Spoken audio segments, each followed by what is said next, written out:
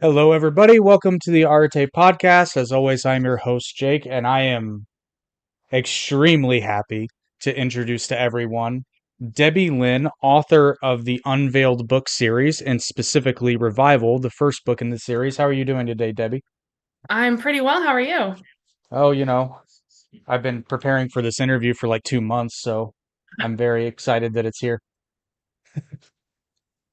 That's quite a long time. So now I'm interested to see what questions you have for me. Oh, they're coming. But I will let you know this is more of a conversation, not so much an interview. So, like Right. I said, there are no limits here. But the first thing I would like to know, and I'm sure everybody else would like to know, is who is Debbie Lynn and when did she start writing books? Oh, wow. So I started writing when I was about three. I started reading it too, and I can remember writing on an old DOS program on the computer, and putting little pictures with my stories. And I still have a bunch of them actually from when I was little, like in a cabinet over here. So it's pretty cool.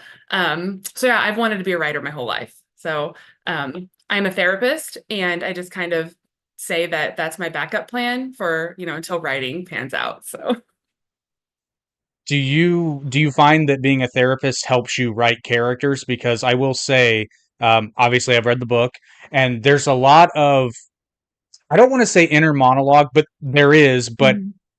it seems like you have a really, really good grasp on all the characters' motivations and how they ended up where they are. So, do you find that your background in therapy helped you with that? I would imagine it would. Yeah, for sure. And that's a huge compliment that you can tell like that I know their motivation. So that's really good because sometimes we read a book and that doesn't happen. So I'm really happy to hear that. But yeah, I'm a person who has a constant like inner monologue or inner dialogue going, and so my characters do. And sometimes I hear other readers that say that that annoys them, but that's how I think, and I'm a therapist, so I get inside people's heads, so that's how I'm going to write it. So the best way I could describe the sense that I got when I was reading the book, because I definitely picked up on that, and it doesn't annoy me, but it is a bit more, at least in my estimation, it is a bit more of a modern I don't want to say trope, but trend Mhm. in modern books. But at the same time, your book does have a bit of a timeless quality in the prose and the way you write, which I thought it was a really nice combination because the dialogue is very contemporary in the best way possible, but the way you tell the rest of the story is I would chalk it up to the same way you would have read something from pretty much any decade, at least in the United States. Right. It's not overly wordy at all, but it also Mhm. paints a vivid picture. So I love that balance because my personal pet peeve is when somebody's describing like the landscape or the background for like 3 paragraphs, and I'm like, okay, I get it. It's snowing. Let's. So you're not like a King or a Tolkien fan as much? So I am a Tolkien fan. However, I will confess that this thing right here, the Silmarillion, is Uh-huh. literally the hardest book I've ever read.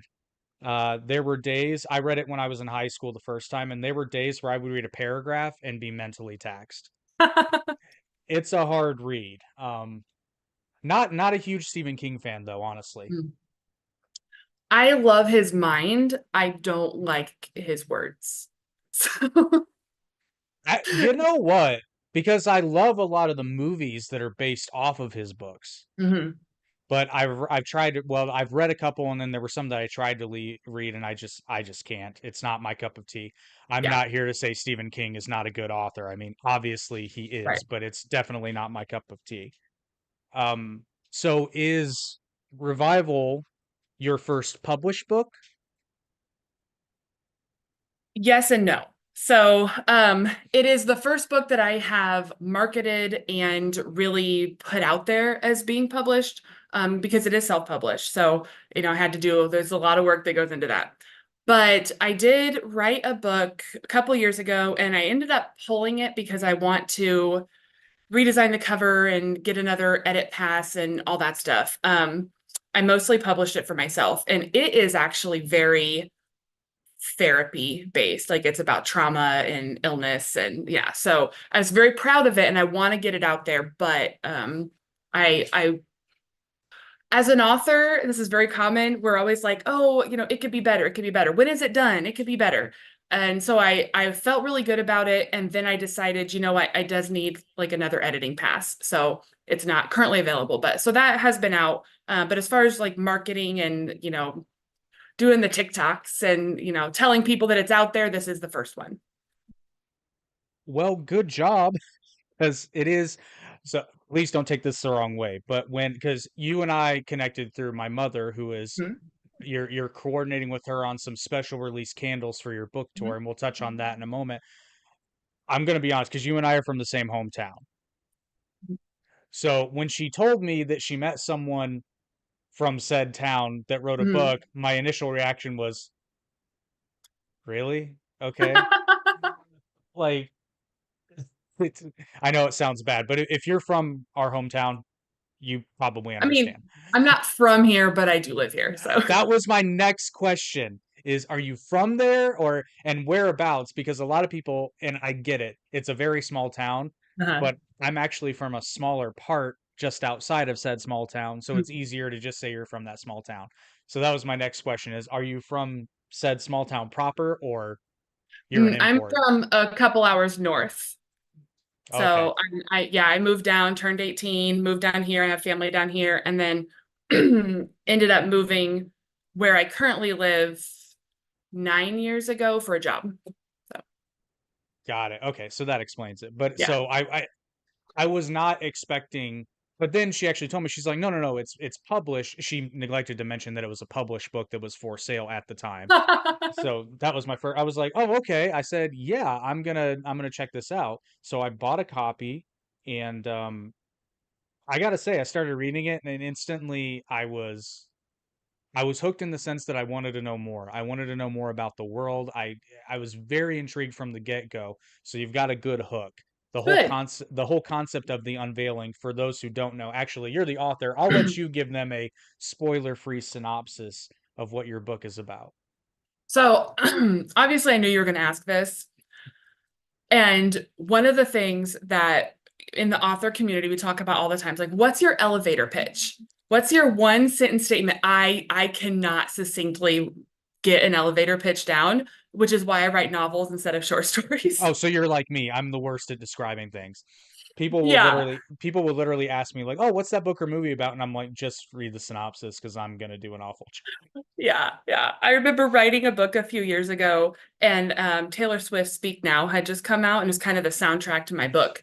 And I was just like, she just said in 3 minutes what I'm taking 100,000 words to say. I was pretty mad, but so as succinctly as possible, this is a modern day urban fantasy story. The protagonist, Tori, she wakes up from a coma and discovers that not only has her boyfriend moved on with her sister, but the world is now full of magic. And the unveiling, which you mentioned, was what they call the event that inevitably put her into the coma and was when kind of the veil between our world and the magical world fell, and now there's magic everywhere. And so she kind of gets pulled into some trouble and lives a bit of a double life and keeps secrets from people she loves and tries to stop a major disaster from happening from the inside. So,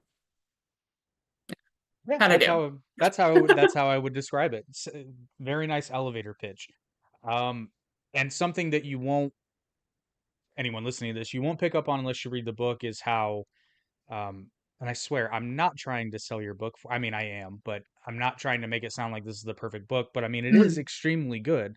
Like I said, you've got a very good hook. Um, I thought the introduction of Tori waking up from a coma was genius because it's a great way to get us in the non-magical world Mhm. introduced to it right along with our protagonist. So I'm like, if this were a movie, this would be perfect. Mhm. Like this would be the best insert character for this kind of story. It's fantastic. And I love how as you read the book more and more, as a reader, you get more comfortable with magic. Because when you're Mhm. first reading it, it's just like with Tori. You get weirded out by things, but by the time you're, I'd say about three-quarters of the way in, you're just like, oh yeah, totally. Yeah. That's a thing that They just happens here. do what they got to do. Yeah. Yeah, that's totally a thing that can happen here. Mhm. Um, and then I also wanted to ask you as far as because all your characters, well, I like all the characters you're supposed to like because Right. obviously there's characters that you're supposed to hate, but Mhm.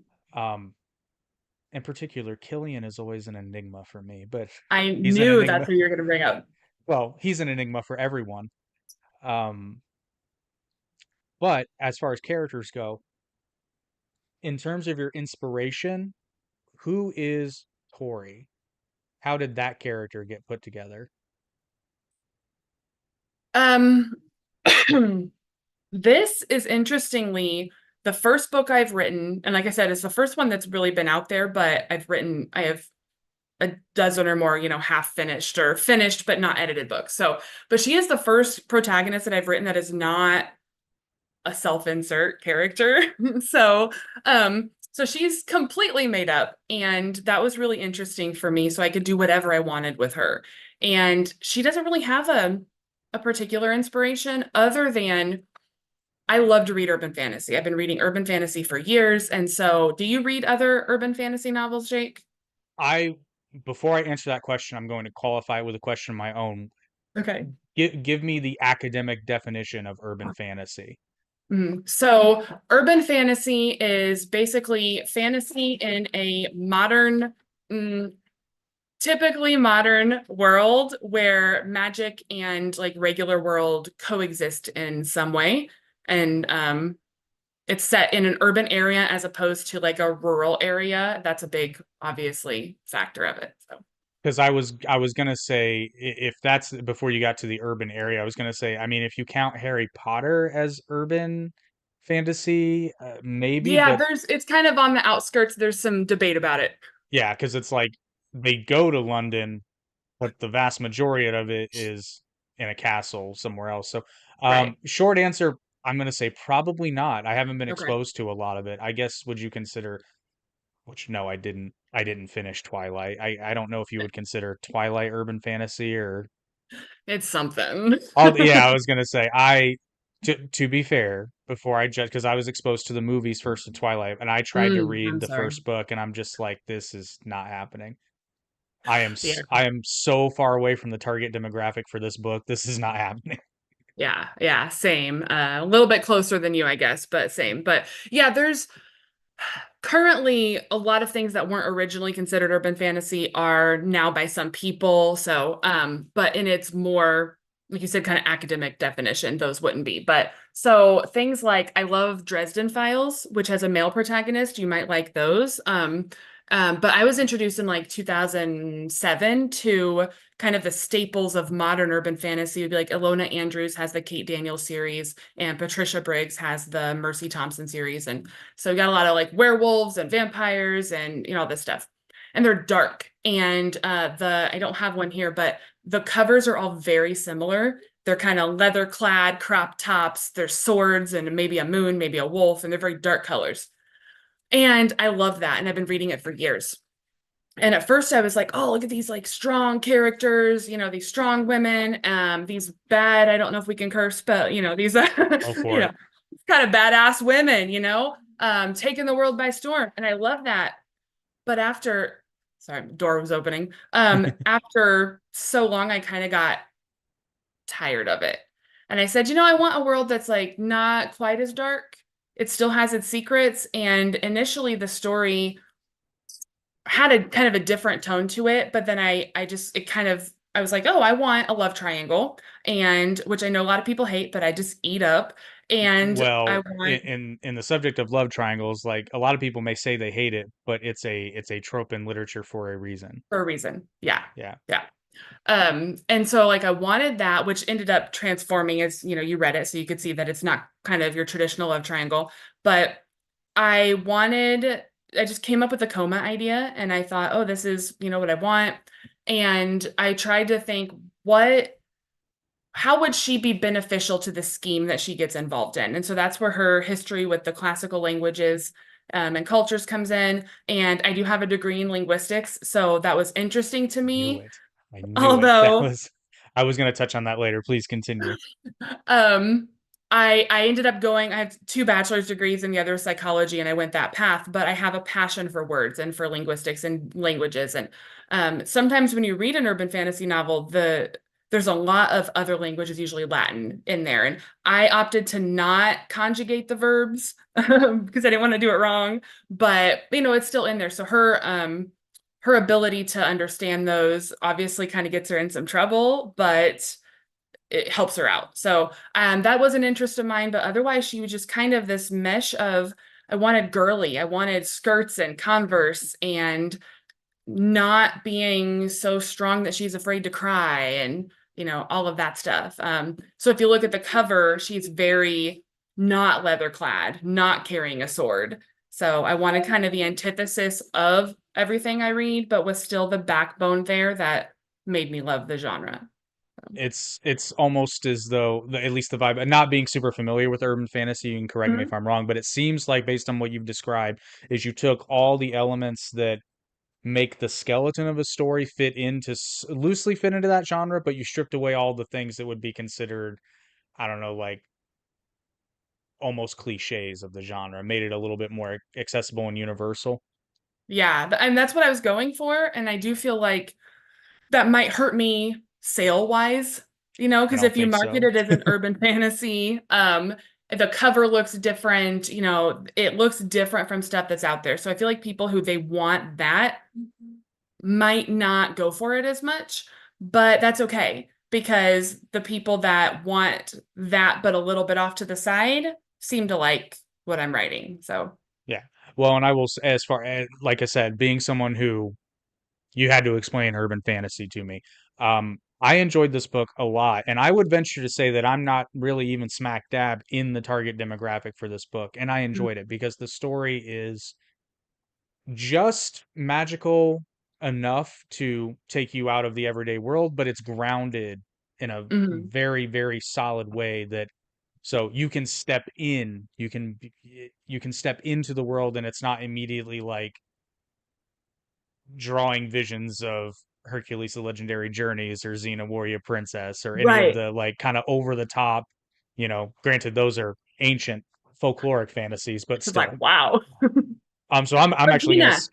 yeah. Xena would be who you'd see on a cover of an urban fantasy novel. Yep, Yeah. that's what first came to mind. I was like, "Oh, Xena," but in modern day New York. Got it. Yeah. Yeah, So, exactly.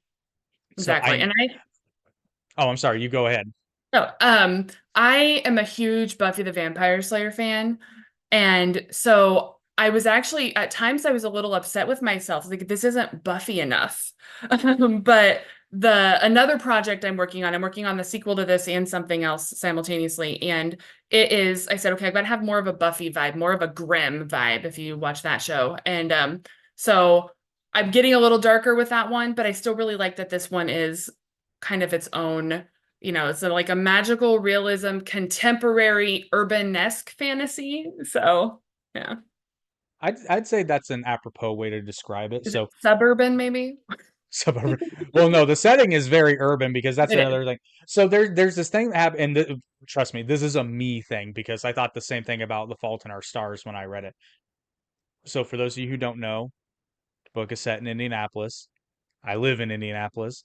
To me, it's always a little, to me, it's always a little strange to read a book that's set in Yes. Indianapolis because when you point out landmarks, I know Hmm. where these places are and I've seen them. And to me, it's weird, but I imagine some people would really dig it Hmm. because, like, for example, The Fault in Our Stars mentions the Funky Bones. I don't know what you call it, a statue. It's in the Newfields Park. But anyway, I've seen Funky Bones. And it's a little underwhelming if you've actually Yeah. seen it because the book makes it seem much cooler than it actually is. Yeah. And I'm like, yeah, but you didn't like describe anything so detailed that Hmm. so like I know what it looks like, but to somebody who's never been here, they would be like, "Oh, that must be a hip area to go." And I'm like, "Yeah, Mass Avenue is not really that big." It's, Like, well, I mean, I mean it is, but a the certain area you're talking, demographic, it's Mass Ave. yeah. Well, that's what I mean by that is like Mass Ave is a very long road, but the That's true. section you're talking about is only like 2 blocks. Yeah. Yeah. So that's what everybody means when they say Mass Ave. So Yeah. Anyone who's from Indianapolis knows exactly. They're like, yeah, that's right. And everybody else is like, what the hell are they talking about? Um, Yeah. One of the, if you were to Google like how to write an urban fantasy novel, one of the things you're going to find every time is that the setting should be a character. And I kind of feel like I could do better with that here. But some of those others, like when I mentioned the Kate Daniels series, did a great job of that. It's set in Atlanta and but it's like a kind of a post-apocalyptic Atlanta. mhm, And so she really describes like the different areas of town, and some have been like overrun with plants because technology doesn't work. And but so she really gets into the details, and she lived there. yeah, And so I really like that to an extent. Like you were saying, at some point, it's a little too much. But if it's turned on its head like she does, then it's kind of okay because it can be different how you need it to. So here I was like, well, I need it to kind of be its own character, but it's not as important right now. I think it will be in another book, but so I just kind of tried to sprinkle a few things in there. Mojo's the coffee shop. I went, like she mentions, and they're going to poetry readings. I went to those poetry readings. I mhm. read poetry at some of them. I was very sad when it closed down. So it I made a was little gonna, yeah, I kind was of gonna mention say I there. remember that stuck out to me too. I'm glad you mentioned it because I remember because I too have been to Mojo's. Um, not an avid coffee drinker. I've been there like once, but I was like, oh, Mojo's. Yeah. So another, so on the subject of landmarks in Indianapolis, I have a very, very specific question. Okay. Is Bram's mansion the Dolphin Mansion? It is no particular mansion. Okay, I was wondering because I was like, I wonder if this is the Dolphin Mansion. Yeah, no, it and that was he was very well, it was all very interesting. But so Killian and Bram underwent some major changes and during the writing process. And Bram's character was always the same, but his neighborhood was very different originally. It was like a dilapidated old house, and why would he live there? Does anybody even live here at all? And then when I put a little twist in there to his identity, I said, well, okay, he can't be doing that anymore. So I just gave him a ritzy neighborhood where all these McMansions are all together. And obviously they have a decent amount of land between them, but Right. so didn't have a particular place in mind, but I knew I needed him to have like the sprawling entrance and the big staircase and all that stuff. Oh yeah. So He lives in Carmel. pretty much Carmel, but like not as far away as Carmel. So Right. It's we all know where that line is, where it's like yeah. it's technically not Carmel, but like one street away is Carmel. So Yeah. And I that didn't area. specify where, they spend a lot of time at Marina's apartment and Bennett's house and sometime at Bram's mansion, but I didn't really specify where they were in town. So you could just kind of pick in your head if you know the town, and otherwise you just, whatever. And I appreciated that because, like I said, and that's an annoyance to me personally, but you didn't do it to the point where it's like I know exactly where everybody is, Yeah. you know. It's like you said, the world's been turned on its head. So let me ask you this now. Hi. Speaking No, no, go.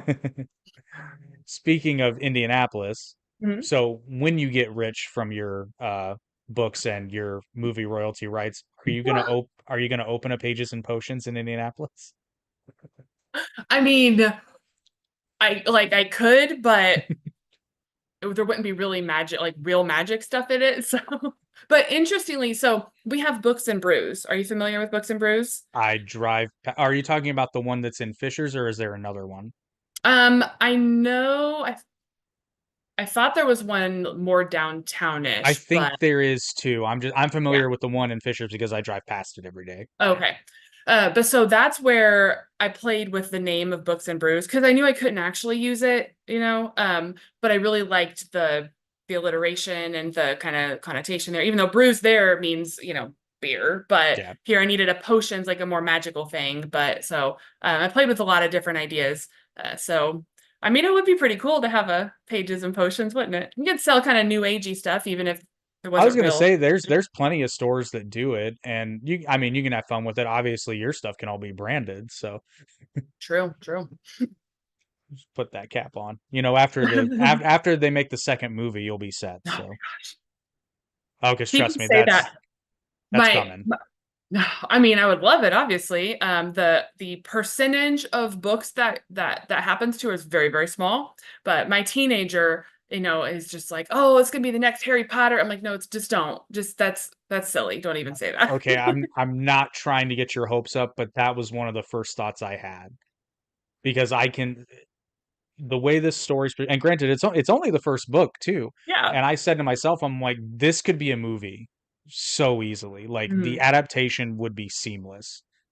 Um, it, Well, thank you. I see that happening. So actually, a personal favor, if first chance I get, could you sign this for me? Yes, of Because course. I'm telling everybody there, the first link in the description is the Amazon link to buy your copy of book one. Buy it now because I'm telling you, this is going to be a collector's item one day. I don't even know what to say to that. Thank you.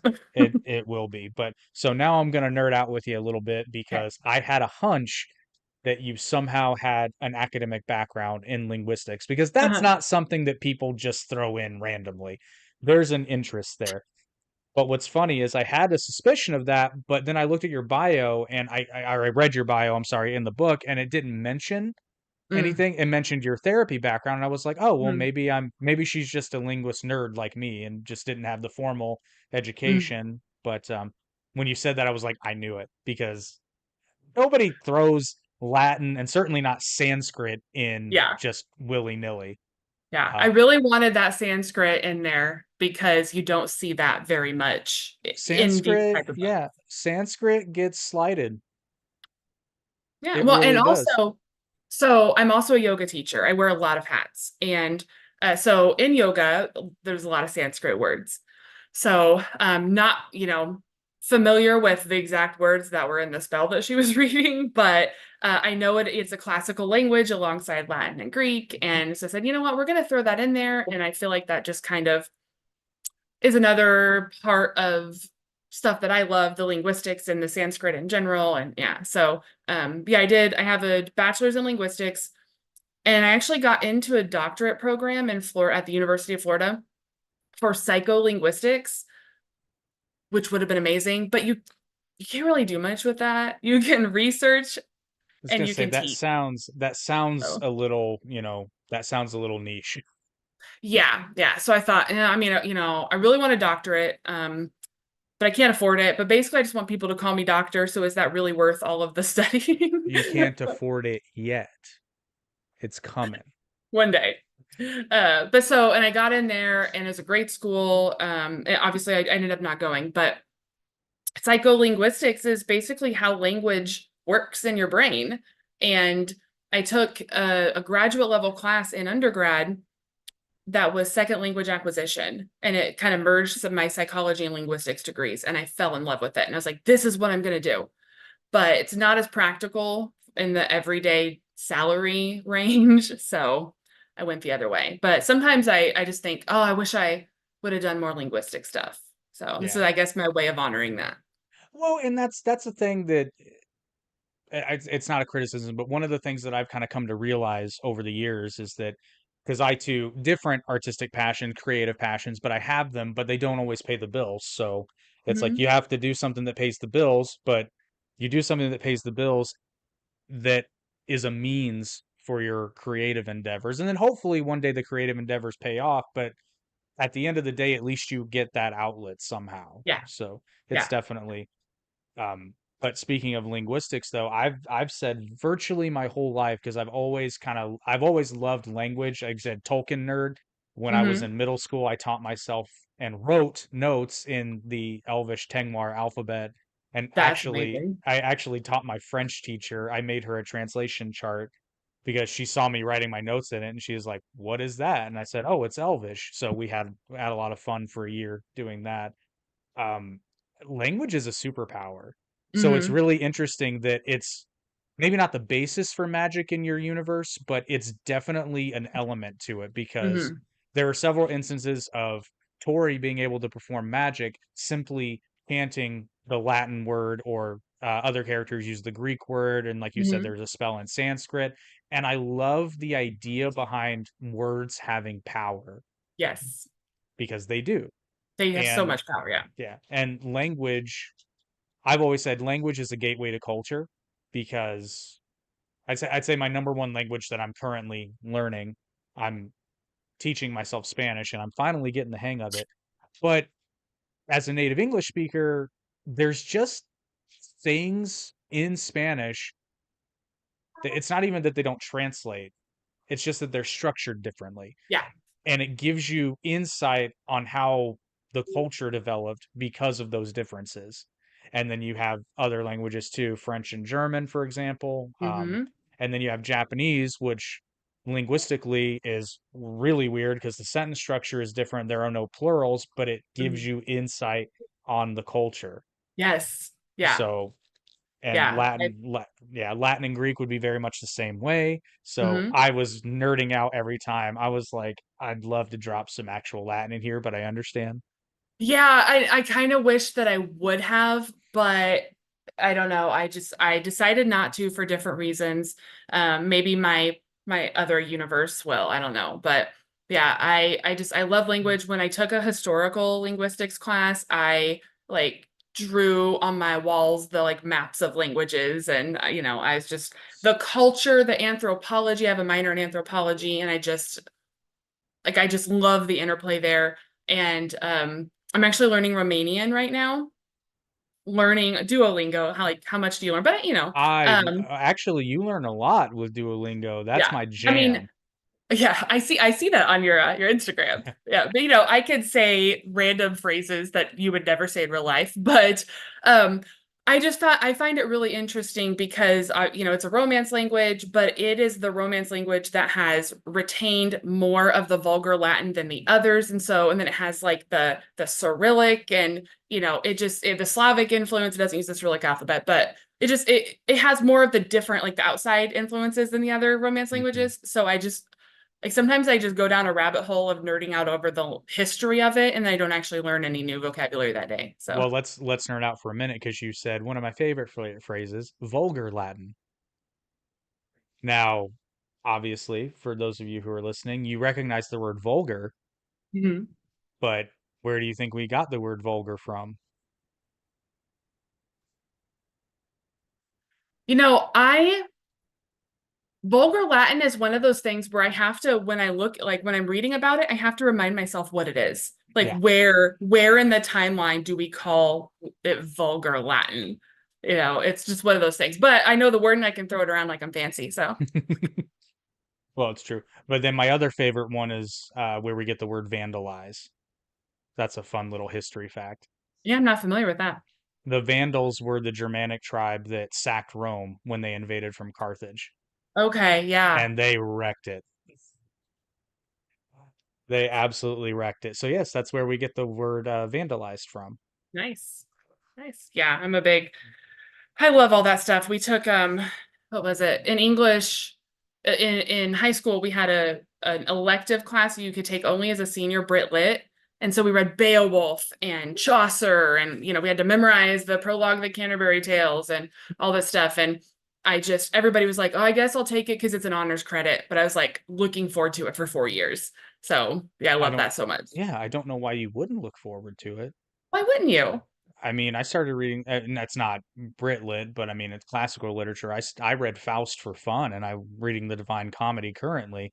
So that's another tough read. That's a long one, but it's worth it. Yeah, it is. The one I didn't like was Crime and Punishment. Talk obviously different area, but Yeah, I need to read it though because I tried to read it years ago and I just could not get into it. But it's such Dostoevsky in general is just such a. I've heard him described. I've heard him described by some as not the perfect author, but it's like it's must read. I had to muscle through that. I listened to the audiobook on my commute, Maybe and I it need to just do that.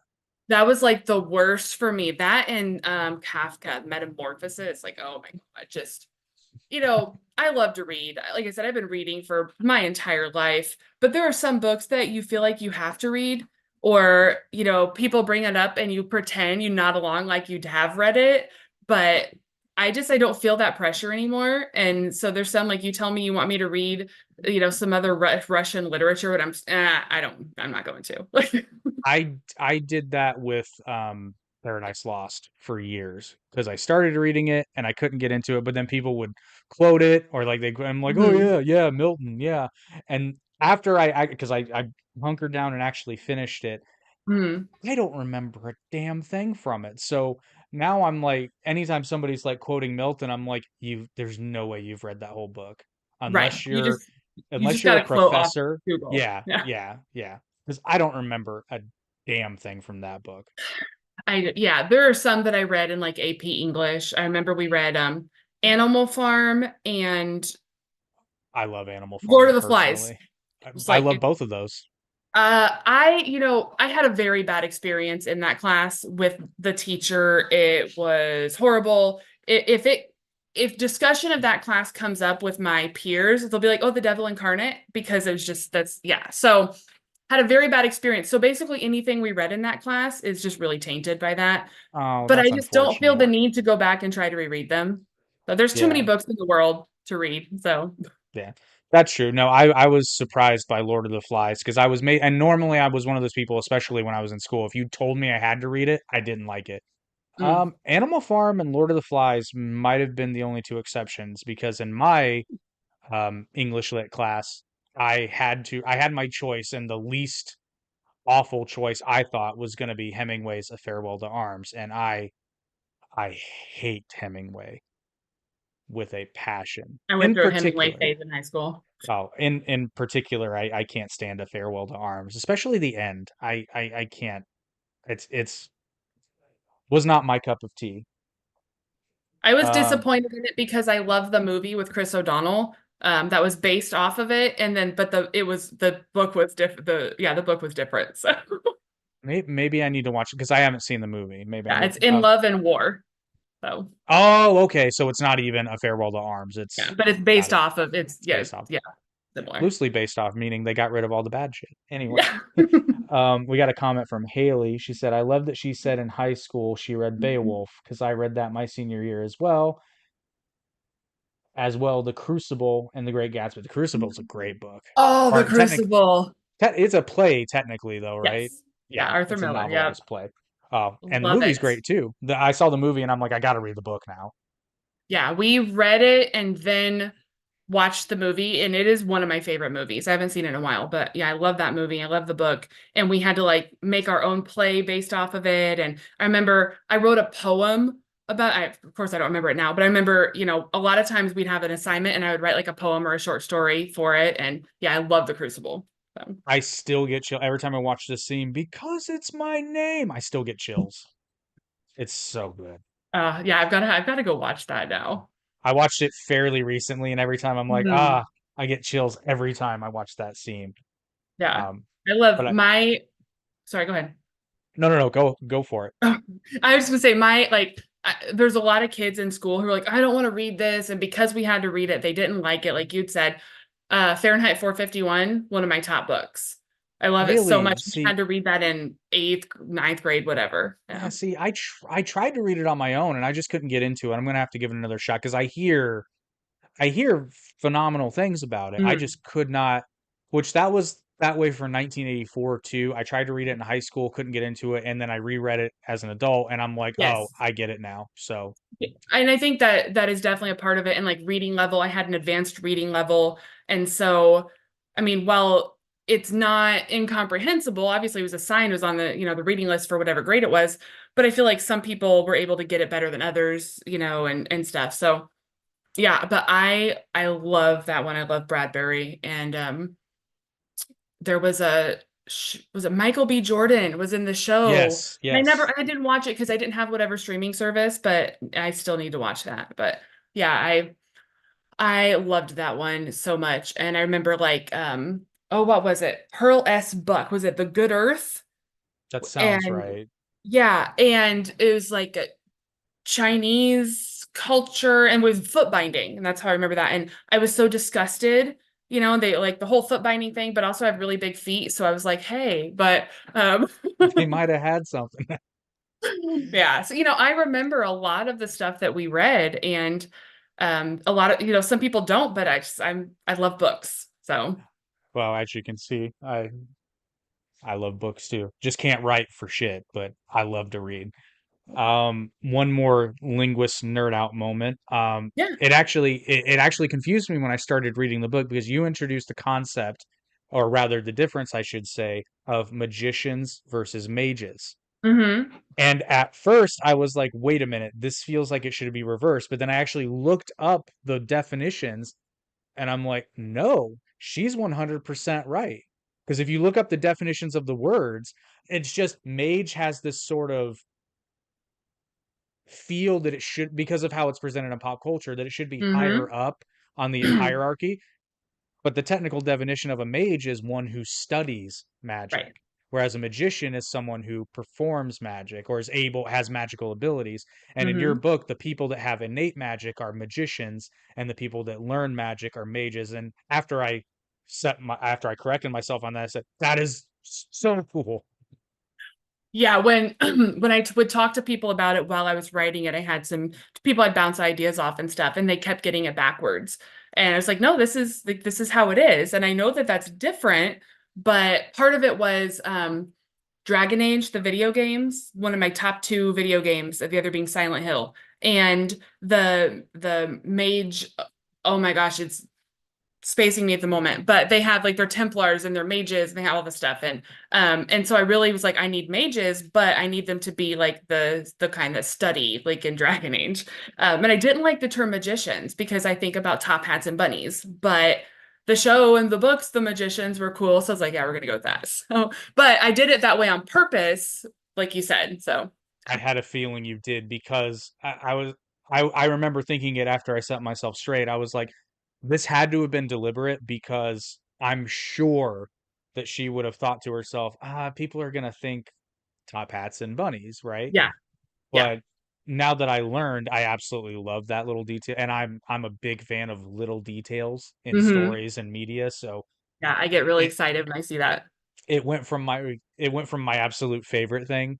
I mean, it went from something that absolutely confused me to one of my favorite things in the book. So Oh, good. Yeah, I I actually I drew out a like a little diagram for myself and I was trying to figure out, okay, so we, like what if you have wizards and mages and magicians and you sorcerers and like I was trying to figure out all my terminology and sorcerers didn't make it in, but maybe something else, but yet. Just kidding. You that's never true. know. You never know. That's true. There's a lot of realms. There are, yes. And that is, something that is brought up is some of the people in the book just say the other realm, and but Bennett you puts a plural on there. Hmm. And that's definitely going to come into play in the sequels. Absolutely wonderful. I imagine though in the first movie there's going to have to be an aside line of dialogue in a scene where probably Bennett will have to explain. Sorry, so no, this is why we call them magicians because I have a feeling it's going to be in there because some studio executive is going to be like, but Oh, magicians are top hats and bunnies. right. And I It's like, saw that show about the D&D game, and that's not how they call them. It's yeah. So I have a feeling that'll be in the movie. But speaking of, because we're talking about other realms and the Mhm. sequels, do you know how many books are going to be in the series yet? Do you have that I laid out? I think four. I've played around a little 3 to 5, but four is what I have it set at. And it has changed a bit as far as how it's going, the overall series arc. And I actually, when I decided to write a series, I've never written a series before. And I decided I was going to write a series, and I had been reading one of my other favorite urban fantasy series. It's the October Day series by Shauna McGuire. And it's a book like 18 or 19 or something now. And I was on book, I don't know, 12 or whatever at the time, because it took forever to write this. And and I was like, oh, I want a series that's like 20 books, and Dresden Files is on 19 or whatever. And but then I said, okay, I can't tackle that much on my first series. So we're gonna go, I think, four, and they're actually set like three-ish months apart from each other. So the sequel is set on New Year's Day. And so this one, Okay. Revival, is a Halloween story, and then the book two is going to be New Year's, and then book three, which doesn't have a name yet, is Springtime. So we're going to have some Indy 500 mini marathon action in there. Can So you just a personal request? You are under no obligation to do this for me, but I hate the mini marathon so much because here's the thing. I live off of 10th Street. The Speedway's off of 16th Street. Mm-hmm. Every year I forget the mini marathon is a thing Well, and I that's work your on fault. well, okay, no, I'm gonna argue this. I'm gonna stand on this soapbox.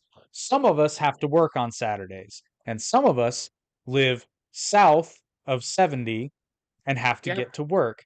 Yeah. But you people that want to wake up in the wee hours in the morning and run for fun, why? You block off every single main road. Yeah. So not only do I have to take a detour that sends me 15 to 20 minutes out of my way, but so does everyone else. This So it's all year, crowded. Yeah. my normal work commute on a Saturday is like 25 to 30 minutes. It took me an hour and a half Oh my to gosh. get to because they're also doing construction on Oh, 465. of course they are. Yeah, Yeah, of course that's they are. But I ran the mini twice, like a decade ago, and it has been my goal every year for so many years since then. And I'll think about it when I start hearing all the mini stuff. And then I'll be like, well, obviously it's too late for this year, but next year. And then for whatever reason, I won't train and yada yada. And so this year, last year, I was like, okay, I'm gonna do it 2024. And then I broke my foot in November. So no 24 mini, obviously, it's passed, but maybe next year. We'll okay, see. if you want to run it, it can stay, but I just need to remind myself of it. Yeah, I don't know who's going to run the mini. Maybe they'll just be really annoyed by it, like you. I don't know, but there's I definitely going to be some, at least like a bit of that weekend or that month, that we have here. So if there's a scene where they're stuck in traffic because they spaced the mini marathon, I'm gonna geek out so bad. I'm gonna geek out so bad if that's it. Like I said, no obligation whatsoever, obviously, but I would love that. I would love that. well, I think maybe Casey might run it. Maybe I'm not sure, but Casey seems like the type that would run yeah. the mini I mean, when we marathon. meet him, he's wearing like basketball shorts, That's what so I'm maybe saying. Like you said Casey, and I'm like that of anyone in the story, he's I number don't think one. it's gonna be Bennett. I feel like Bennett might be stuck in traffic trying to meet Casey at the finish line, maybe. So, Maybe. That's not yeah, that jives, which makes sense. You wrote the you characters. know? But speaking of sequels, do you Yeah. know when will the second book be released? So I have been aiming for January. So Revival, I actually wrote as my 2017 NaNoWriMo novel. And that's every November, National Novel Writing Month, and a bunch of nerds around the world get together virtually and in person and commit to writing a novel in the month of November. And so I have 12 or 14 or whatever novels that will never see the light of day.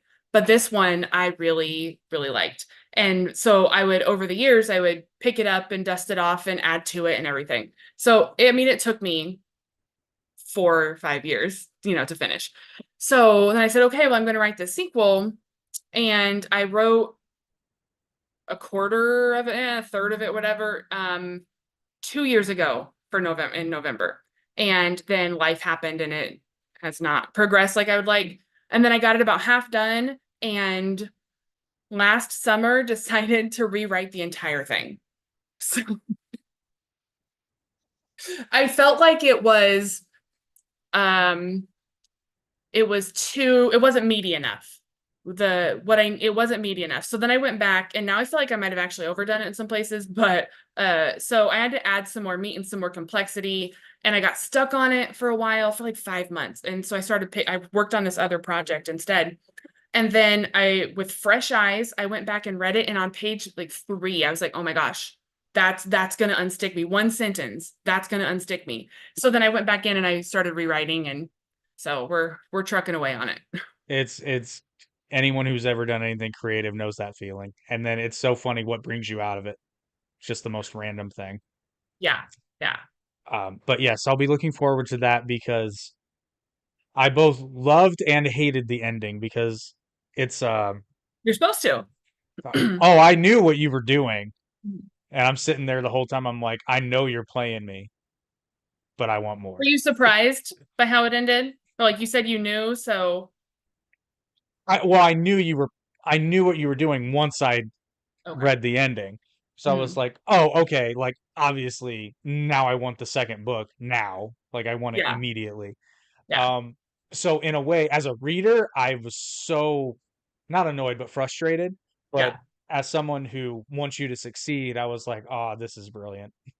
yeah. Well, This if is good you, I mean, stuff. obviously you don't want to be like too spoilery, but I kind of saw this book as like an origin story for the universe that the main story that's going to be kind of the series climax is set in. Yeah. So I had to set up the coma, the relationship, the world, and so this is part of that. And So, I love that there are a lot of unanswered questions because we still don't we still don't know fully the story behind Tori's coma.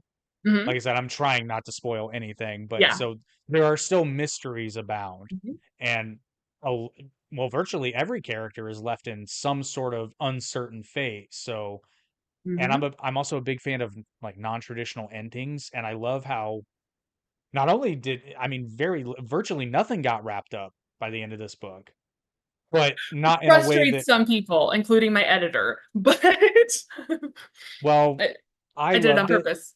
I loved it because that's real life, right? Right. Yeah. Well, You and if know, I wrapped everything up, why would you read book two? exactly.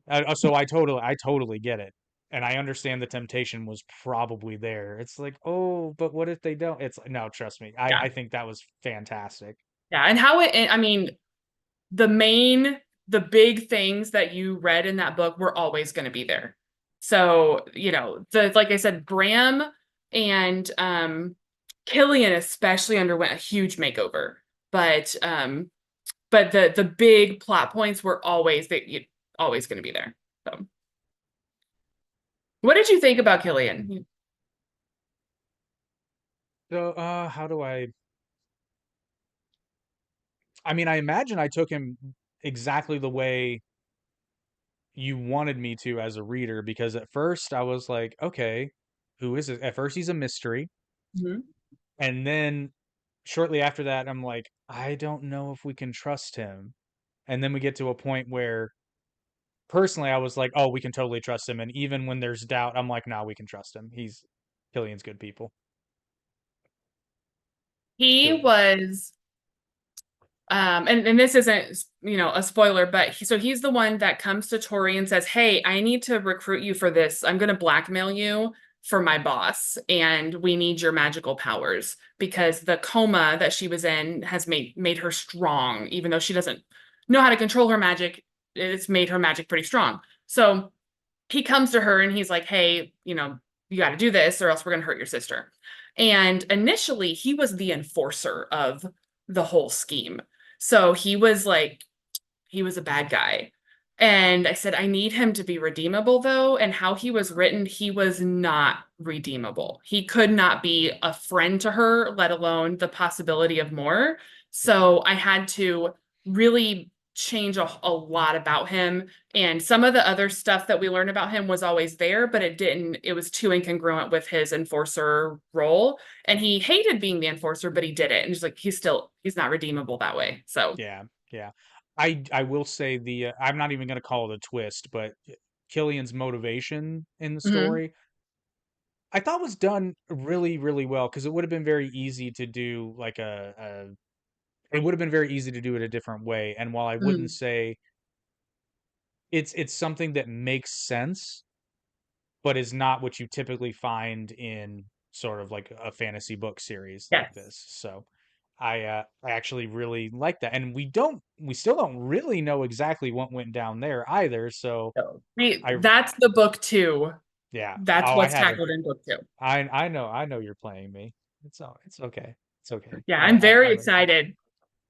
Book two is very exciting for me. And I haven't decided when I write the blurb and when I market it, if a big thing of the book is going to be like a twist or if I'm just going to lay it out and say this is what we're doing. So I won't say it here, but it tackles the whole thing of book two, which is called Remittal, is it tackles his motivation and how he got to where he is. And there's still some lingering questions about the backstory there. So I kind of string you along for a bit, like, how did we get in the place that we're in? But I think you're going to be satisfied with it, hopefully. So I was gonna say I'll let you stream me along because I know the payoff will be worth it. yeah. And I will say this too. I wouldn't say this. There are parts of this book that, as I was reading it, I thought it was gonna be predictable, but then it Mhm. wasn't. Oh, good. Yeah, it wasn't predictable. I didn't see the ending coming, at least not the way it happened. Mhm. And I can see some people maybe getting frustrated with that because it does take a bit of a turn. But Yeah. I viewed it as something that would realistically happen when they do the thing that they did with the so don't want to give anything away. The thing that they do, it's a logical thing that would happen. I'll Right. put it that Right. way. Yeah. Well, as And I logical as magic and, everything can be. So, and I also love that how do we put this? The big change at the end of the novel is very much a force of nature in the sense that he or she really doesn't particularly care one way or another. And I loved that characterization because I'm like, that's accurate. Like, yeah. why would he or she care about what's going on? And I Right. love how you wrote it as like they were observing with like mild amusement. Like, I love this. This is great. Um, so speaking of book two, I'm given to understand that you're going on a book tour I soon. mean, book tour is kind of an interesting word, and your mom likes to use. I'm like, well, it's not really like a book tour, but Are I you think about the like. are you going different places with your book? I I am going different places with my book. Yes. So I can see why you would say that. Oh, But so I'm in the process of setting up a couple of things here locally in this small town and some book signings at some shops and stuff and kind of got sidetracked from those, but I'm going to get back on that. But this summer, I'm going to a couple of book festivals in Louisville and Columbus, and then I have a couple others that are up in the air maybe. So yeah, I'm going to go out there and sit with a bunch of other authors at a table and tell people about my book and work on that elevator pitch. So well, I probably shouldn't even tell you this much, but if you're interested, keep your schedule open the first week of November. okay. I actually can't talk about it legally yet, but it's coming. Okay. So it's coming. And I did when this thing started to come to fruition, I was like, oh, I would love it, and I it would be very appropriate to have Debbie at this thing. So Okay. Well, keep me I updated. was gonna say, as that information becomes available, I will let you know. But Awesome. everyone, if you want to know what that is, stay tuned to the podcast network. Yeah, I see what you did there. You'll be informed as we can. But Mhm. I will definitely let you know as soon as I can. Okay. I have to I have to get clearance from the lawyer. Yeah, we got to do that, Yeah. Oh no, I've learned the hard way. It's like the lawyer says, "Don't talk about this. Don't talk about it." especially on live streaming and where you can. Yeah. But I was told I can plant seeds if I wanted to. Okay. Okay. Um, but that does bring me to another question because you are self-published. Mhm. So first of all, mad respect for that because I mean, It's hard I was gonna say doing anything by yourself is it's got to be very, very difficult, and I imagine there was a pretty steep learning curve. for sure. Yeah, that's to put it mildly. So if you would be so kind, walk us through what that process is like because maybe someone's listening to this and is like, I have a book, but I just can't get any traction with it. What's the road of self-publishing like? Well, there's a lot of crying, a lot of cursing. um, I I got involved with various, Facebook groups and stuff that really helped me with that. And what I did there's a Amazon has a serial, not fiction, but serial reading platform called Kindle Vella. And I don't actually like serial reading for a lot of reasons, but I thought, I'm seeing a lot of people who are pretty successful on this. And so I went on there, and my revival has been there since Halloween of 22, which was cool. And I did that on purpose, obviously. I was gonna say, so you actually And released it on Halloween. yes, yeah. That is so cool. Yep. And then the paperback and the ebook released on Halloween last year. So yeah, That's so did that on awesome. purpose. Yeah.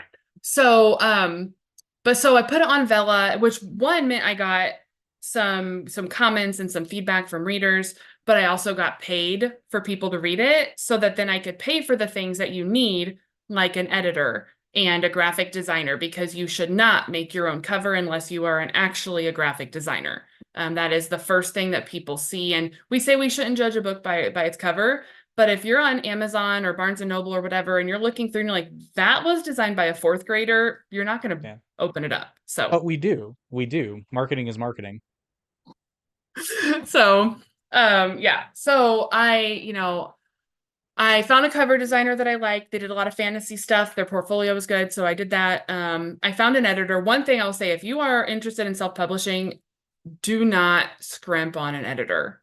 I see a lot of people in these Facebook groups are like, well, I don't have money, so I'm just going to have some friends look at it. I have a degree in English. You know what? So do I. Like, I have a minor in creative writing. I have master's degrees. Like, I still needed an editor, and I kind of wish that I had paid more for one and gotten a little bit of a different experience, but I know for next time.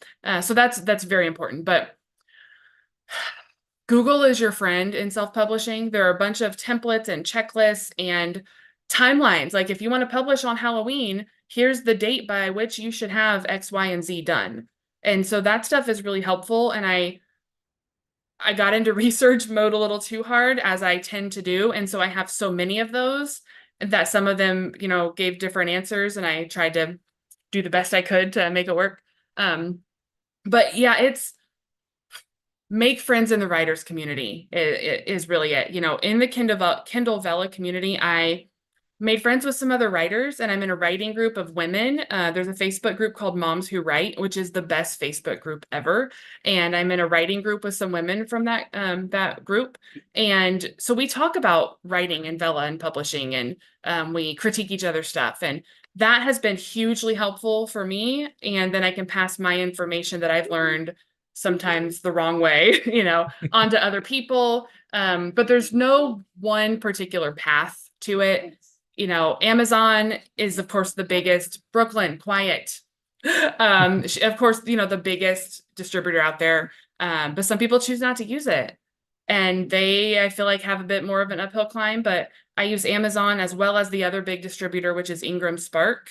And so Ingram Spark gets my books to like Barnes and Noble and Bookshop and all these other places. But as a self-published author, you will probably not be in bookstores unless you just do really well, and then Barnes and Noble or whatever are willing to pick you up. But so you're going to be looking at online, which is, I'd love to see my books in a store one day, maybe one day. But for now, I'm doing okay online. So, I see that happening as you get more traction and sell more books. I see that happening. I truly do.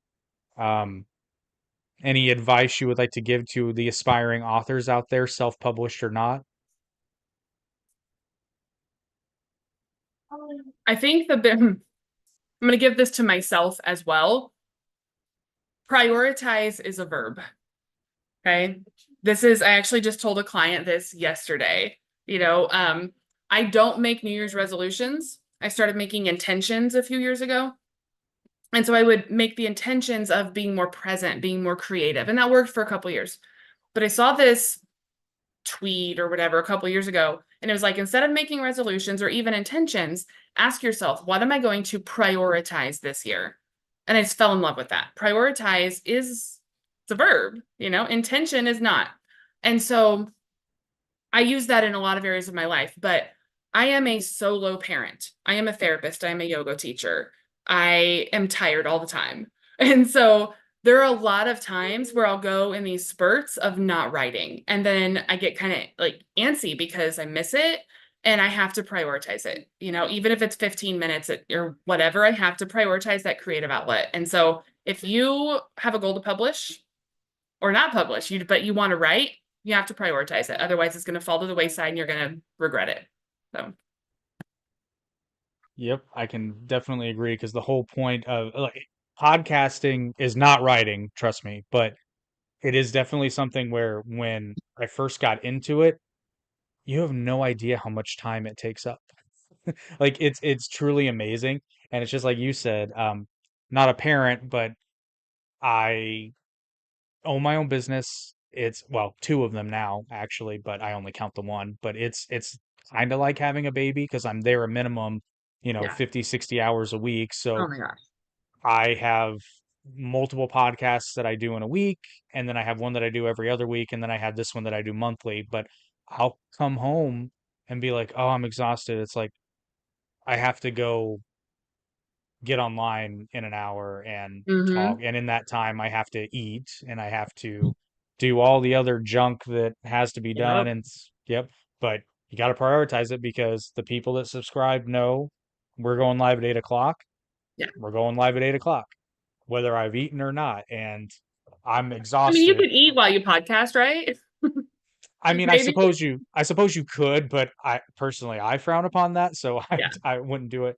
But but yeah, Yeah. and it's something that I truly love doing, but as I'm Mhm. sure you would agree, is sometimes it's just like, I don't know why I do this. It has to be because I love it. Yeah. That for sure. Yeah. Yeah. I see there's a lot of writing memes that kind of speak to that. Like, why do we put ourselves through this? Because we love it. And there's something about writing that if you have that inside of you, it's and you ignore it, you're not going to be very happy. And painters and, singers, like it's the same, I Yeah. imagine. And yeah, there are times where okay, it might be 1 o'clock in the morning and I'm writing, but it also, I'm just exhausted and I go to bed at 8 o'clock and I'm like, well, I haven't worked on my book in a week, but I've got to do my yoga and go to the gym and because, can't fill from an empty cup and all that us therapists Hmm. like to say. So, Right. Well, yeah, and I can't remember who said, I don't know if I'm quoting correctly, but someone somewhere much smarter than me sometime said along the lines of the greatest tragedy is what is left unfinished. yes. Yep. So that holds to anyone who has any a creative bone in their body. Really quick. Yep. So anything else about the book you would like to let people in on? Because like I said, first link in the description is your Amazon link to purchase your own paperback copy. Buy it today because I'm telling you, this will be these Amazon versions will become a rare commodity, I predict. I mean, I don't know. I think we've covered, the writing process is so interesting. And I looked back recently at some of my early notes and like so many things changed. Oh my gosh, from the characters and stuff. So it's kind of hard to say like, oh, what's one thing about the book? Like, I don't know. It was a labor of love to myself and I'm really excited to get the rest of it out. And yeah, I mean, I have a website, I have a newsletter. So if anybody does read it and they want to, follow for the sequel and everything, that it's definitely there. But yeah, I'm excited to keep writing. Is there something that when people are giving you feedback or what they think about the book, is there's been something that surprised you that people liked or disliked? Because I'll give you an example Hmm? where my mind is. So again, podcasting. Many months back, there's a podcast I do with a good friend of mine, the Average Intelligence podcast. It was actually the first one we did. Very randomly, my co-host got sick, and again, deadline. So I'm like, I have to do something. I'm like, cool. They're doing a new adaptation, a new film adaptation of All Quiet on the Western Front. I happened to go see it in a theater because it was a next Netflix release, but there was a limited theatrical run Hmm. before it premiered on Netflix. So this is perfect. I'll just get on here and it'll fill time. Didn't think anybody would watch it. It's the second highest rated podcast we've ever done. And it Wow. was the first for a very long time. And the whole time I'm Mm. like, I'm rambling about a movie for like 2 hours. And people are the reason it was 2 hours, I thought it was going to be like 45 minutes tops. But people were watching live and we were having a conversation and I'm just flat. I'm like, this is what you people like? Yeah. Yeah. I don't listen to a lot of podcasts, but when I do, it's people rambling about stuff that they enjoy and having the conversations with each other and reading the comments. And, I could ramble about this book and the process of it and my thought patterns like forever. It's just, um, I love it. But yeah, it's people, your question, I don't know. I've gotten along the way, I've had people surprise me with something they'll say about a character or a plot point, and I'm just like, "Oh, well, I thought that was genius, but you hated it," or vice versa. Or I'll ask somebody about a character and thinking like, I have to change this. They're like, "No, you have to keep it in." So, you know, um, but I can't think of a particular thing offhand. I was I always love hearing those things. It's always like as a person who created the thing, you're always just kind of like when that happens, you're like, really, this thing? I thought this was garbage. Like, Like, that's your favorite part, yeah, really? Like, just a throwaway line. which actually one of my favorites, and this surprises me because I was much more into the magical elements of it, not so. I mean, I was into the interpersonal Mhm. relationships. The twist, like literal knife twist at the end. No, well, not literal, but the literary Mhm. knife twist at the end. What happens with Tori and her sister? Go. That threw me for a loop. I absolutely loved it. That was always going to be there, and definitely has some ramifications for later books. Oh, I can imagine. And Oh, yeah. I love Tori's second response. I don't remember what it is offhand, but that scene got rewritten a whole bunch. So I don't remember actually offhand what her exact responses were that stuck. But She tells them where they can put it. okay, that's kind of what I thought it was. Basically, Yeah. yeah, Yeah, she reacted several different ways to yeah. that until I So I think finally got it it right. was really the last reaction. I shouldn't even say the second because I think there were maybe three. But the Yeah. last reaction, I was like, there you go. You tell them. Well, we can wrap it up here, but I'm gonna throw another curveball your way and ask you, what is the best book, in your opinion, that's ever been written? Oh my gosh. What? You should have prepared me for that one. I know that's why it's a curveball. Um, ever been written? Yeah. Oh, I have, And know full well that the internet will tell you you're wrong anyway, so no I pressure. know, I know. I don't even know. I'm like trying to rack my brain for like a classic. Okay, I will. So it's probably not the best book ever written, but a book that has stuck with me for my entire life was Charlotte's Web. Not what I was expecting, but I don't disagree. I mean, I could have It's a up million there. answers to that, but that's the first one that came out. Like I remember Jane Eyre was one of my favorites. I've struggled so many times as an adult to read it. The wording is different, but I've never read Pride and Prejudice because I just can't. I've tried so many times. Pride, Prejudice, and Zombies, I got through. But and Jane Eyre is very toxic now that you think about it as an adult. But so there's all these ones that I've read at different times, and so I was trying to think of classics, but yeah, Charlotte's Web, I mean, that just stuck with me. So I don't It's a know. good book. It's a really good book. Yeah, Yeah. I think it yeah, might get passed over because it's technically children's literature, yeah, technically, but there's a lot of children's stories that are fantastic. The Hobbit comes to mind. yeah. How would you answer that question? Oh, I can't. See? It's I impossible. know, but I'm not the author. That makes it even harder. I have been on this kick lately of what would you call it? Like contemporary romance with a slight fantasy twist. So not the like Sarah J. Maas kind of romance, but So these like little tiny where they're almost non-fantasy, but then there's like a time loop or there's like a an alternate reality that's just kind of thrown in. So I've been on these kicks. And so I've been like the most recent I read This Spells Love by Kate Robb. Amazing. And then the one I have here next to me is The Deja Glitch by Holly James. In a Holidays. I don't remember who wrote that one. Is another one that I love. But so I'm just on these like I go in these spurts. So it kind of depends when you ask me like what I'm reading as to how I'm going to answer that. So, I will kind of answer it in the sense that this is probably the first book that I was obsessed with, and it's because much like with Charlotte's Web, it's technically a children's or young adult novel. mhm. But this guy right here, the Andalite Chronicles. So for those of you who aren't aware, this is one of the anthology book or not the anthology books, I'm sorry. This is one of the prequel books in the Animorph series. It's Oh, very okay. much a young adult novel. This book right here seems like a fun sci-fi romp all in one book.